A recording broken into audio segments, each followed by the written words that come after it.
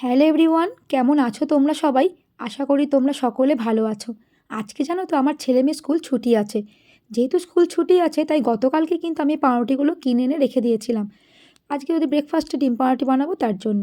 ডিম তো বাড়িতে সবসময়তেই থাকে। চলো আমি এখন কুচি কুচি করে পেঁয়াজ আর লঙ্কা তো কুচিয়ে নিয়েছি। এখন আমি অমলেটটা করে নিয়েছি। অমলেটের মধ্যে জানো তো আমি পাউরুটিগুলো ছিঁড়ে দিয়ে দিয়েছি। অনেকে না ছুরি করেও মানে চিড়ে দেয় পাউরুটিগুলো। আমি হাতে করেই করে দিয়েছি, অত সময় নেই গো আমার। চলো এবার তো ভালো করে একটু সেঁকে সেঁকে দিচ্ছি। দেখো আমার ডিম পাউরুটি একদম রেডি। আমি কিন্তু খুব ভালো করেই ডিম পাউরুটি বানাতে পারি।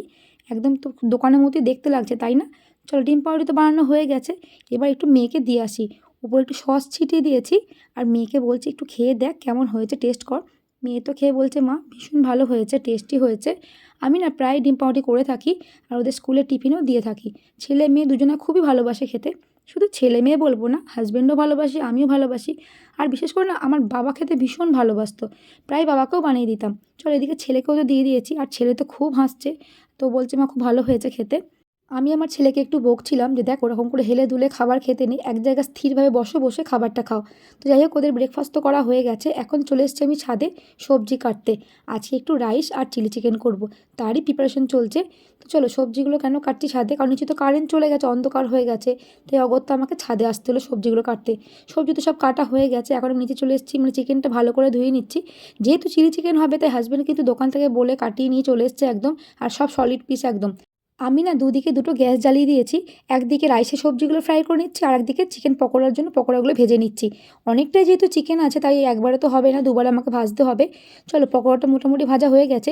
ছেলে এর ফাঁকে একবার ঘুরে গেল যে মা পকোড়া কি রেডি হয়ে গেছে, তাহলে একটু আমাকে দিও, টেস্ট করবো। ওকে বললাম তুই ঘরে যা, আমি তোকে দিয়ে আসবো। তো দেখো পকোড়া তো ভাজা হয়ে গেছে। আর কড়াইটা আমি চেঞ্জ করে নিয়েছি কারণ ওই কড়াইটা একটু পুড়ে গেছিলো বলে। এখানে আমি চিলি চিকেনের জন্য সবজিগুলো ফ্রাই করছি। চলো এবার ছেলে মেয়েদেরকে একটু দিয়ে দিয়েছি। ওরা খেয়ে বলছে পকোড়া কিন্তু ভীষণ টেস্টি হয়েছে। আমি ওদেরকে বলছি সত্যি কথা বল, দোকানেরটা বেশি ভালো হয়েছে না আমারটা বেশি ভালো হয়েছে? ছেলে মেয়ে বলছে না গো দোকানেরটাও ভালো হয়, তোমারটাও ভালো হয়েছে, তোমারটা একটু বেশি ভালো লাগছে। যাক শুনে তো বেশ ভালো লাগলো। তো চলো এখন চিকেন পকোড়ার মানে পকোড়াগুলো আমি সবজির মধ্যে দিয়ে দিয়েছি। একটু নাড়াচাড়া করবো, তারপর আমি জল দিয়ে দেবো, কর্নফ্লাওয়ার জল দিয়ে দেবো। চলো ফাইনালি চিকেন আমার একদম রেডি হয়ে গেছে, মানে চিলি চিকেন। আর কি দারুণ কালারটা এসছে, তাই না? আমার তো বেশ ভালো লাগছে। ওপর থেকে আমি স্প্রিং অনিয়ন কুচি ছিটিয়ে দিয়েছি। এদিকে দেখো রাইসও রেডি হয়ে গেছে। রাইসটা না অনেকটা পরিমাণে বেশি করেছি, একবার রাতেও হয়ে যাবে বলে। এখন আমি না পনিরগুলো ভেজে নিচ্ছি। এটা আমি চিলি পনির করব পেঁয়াজ ছাড়া।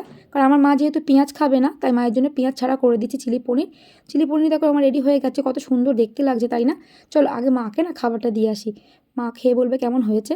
তো মাকে তো খাবার দিয়ে দিয়েছি। আর মা বলছে বিশ্বাস কর খুব ভালো হয়েছে, পেঁয়াজ ছাড়া চিলি পনির খুব সুন্দর হয়েছে, নিরামিষ পনির।